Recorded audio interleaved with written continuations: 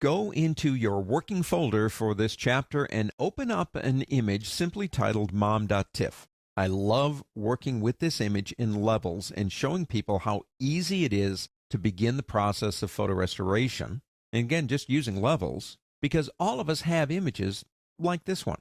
Raise your hand. I can see you through the monitor. Raise your hand if you've got photographs like this. As a matter of fact, you might not want to open my image. Open up one of your own. I can almost guarantee you, if you follow what I'm about to show you, you can really make a significant dent in the restoration of this image or any image like this one. And we're going to use levels to make it happen. Now, we've got the image open, but there's a couple of things you want to remember. Number one, this is a low-res image, so you guys can open it up, obviously. If you're scanning these, and they have to be scanned because they're actual photographs, continuous tone images, scan it with as much detail as you can, and believe it or not, scan it as RGB. You say, well, Andy, that's a black and white image. Well, technically it is, but you will notice that it has this sepia tinge to it. That comes from oxidized chemicals over the years.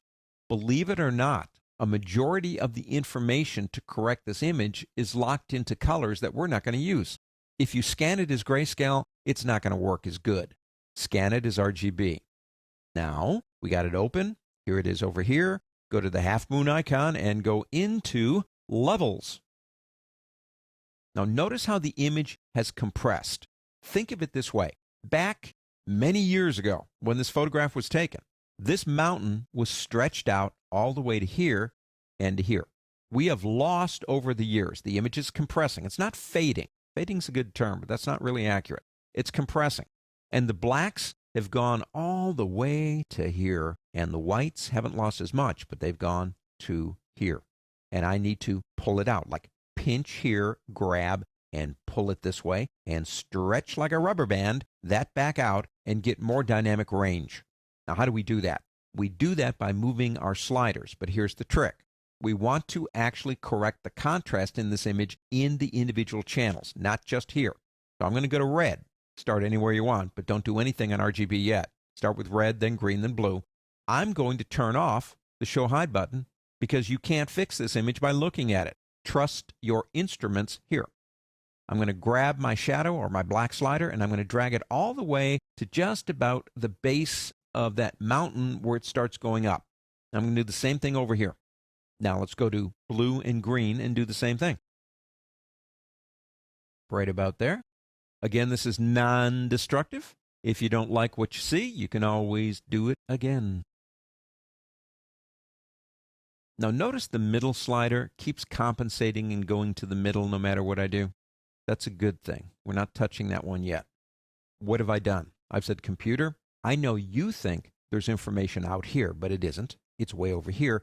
So I want you to take where I put that slider, and I want you to stretch the blue channel out to here like a rubber band and stretch this one back this way, and do the same on all the others. Now, if we go back into RGB, see, it did it.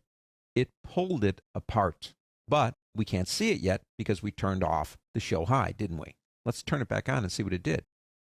Now, check that out. That, to me, is absolutely amazing. Photoshop is so intuitive about these things. This is not a class, obviously, on photo restoration. This is just a class on some basics on using levels. But it is so easy to get to this point because we do have classes on restoration and Photoshop for photographers and things like that. And we start talking about getting rid of all the dust and the scratches and all that kind of stuff and putting this image back together, piece by piece, totally non-destructive.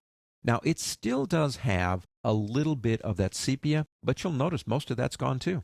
We have, in a sense, color corrected the image, but there's still a little bit more in there. And if you want to, let's do one more thing. Let's go down to our half moon icon and go up to black and white. Well, you see, it took out the remainder of that brown or that sepia. Now let's close this off. Turn that on and off, you can see it. You say, well, why didn't you just use black and white? Why go to levels? Well, let's turn that off and see what it would look like if we just use black and white. Not a chance. But together, not too bad. If I Alt-click, that's Option-click on a Mac, the Show Hide button here, it will turn everything off but that one, and there's the before, and there's the after. This is only the first step in restoration, but I want to tell you something. Levels gets it done.